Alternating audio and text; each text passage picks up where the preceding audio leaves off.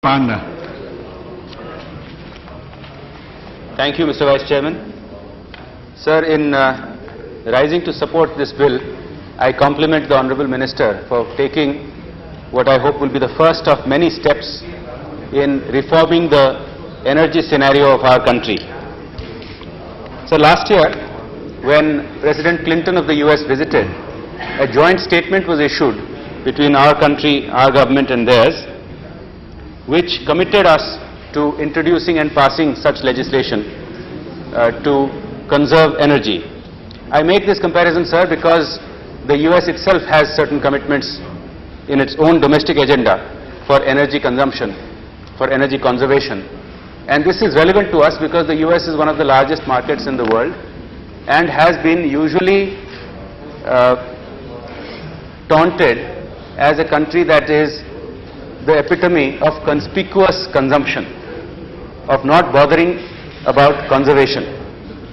In the US, sir, they have passed executive orders that within the next 10 years, by the year 2010, all federal buildings, all buildings owned by their federal government would have to reduce their energy consumption by 30% over their 1990 levels of consumption. These are ambitious targets. Our own target in this country, sir, is to effect only a 15% improvement in energy efficiency over the next 5 to 6 years. So this bill is long needed, has been long needed, because we have in our country had decades of what I can only describe as a wasteful culture. This has partly been a result of subsidized lower rates of energy, which does not create any value in the mind of the consumer. There has been a great demand for demand side management, but I believe that there is much more scope for supply side management, which I will come to in a minute, sir.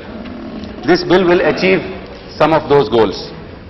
But there are certain ironies in this bill which have been pointed out.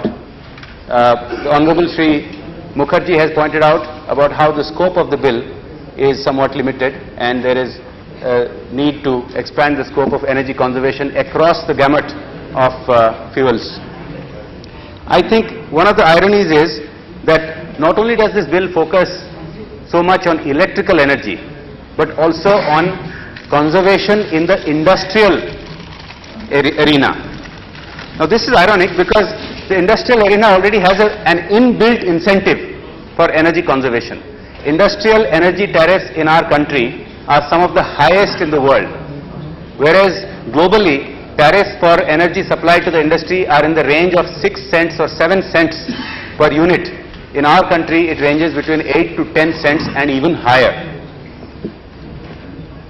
Because of the high cost, industry has an inbuilt incentive to save energy, and as Bagrodia ji pointed out, industry has the means to control and conserve its energy.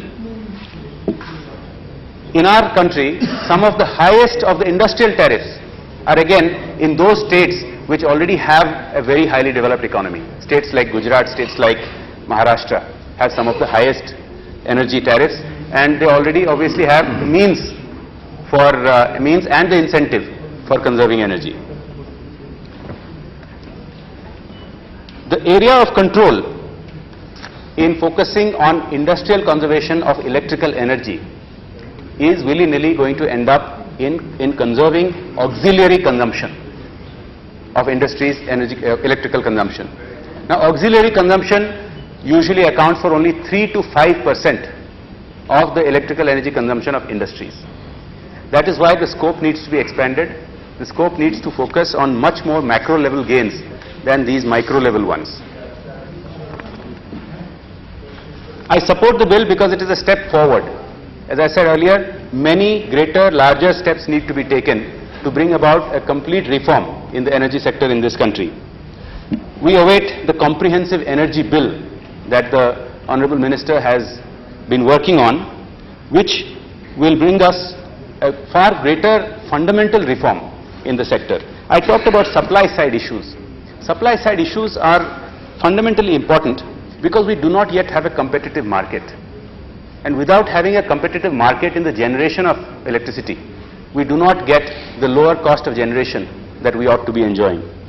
And as has already been mentioned by many honorable members, the transmission and distribution sector in this country is such a huge bottleneck that all the demand side control, all the demand side management that we do through bills such as this are negated, because the losses on that count are significantly higher than the savings that we can effect through bills like this. Losses in the T&D sector of our country range in the range of 40 to 50%. That is where big gains can be made with much lesser effort if we prioritize that. Sir, I don't want to drag on time. All of these points have been made in one form or another by many members. I would like to end with one suggestion. The Honorable Minister has mentioned that there would not be an Inspector Raj.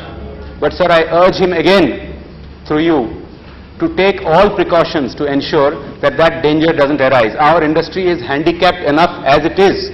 We have to compete in the WTO regime with lower barriers of customs. We have to compete with globally cheaper electrical rates available in competing countries like China and Brazil. Exactly as pointed out, we have a higher rate of financing in this country. We already have enough handicaps. We already shackle our industry enough. We do not need to shackle them by having an Inspector Raj which comes and harasses them even further. So I urge the Minister to take precautions so that when the rules are drafted for the application of this bill, when it becomes an act, this aspect is kept in mind. Instead of having routine inspections, the concept of management by exception reporting ought to be followed. Thank you, sir.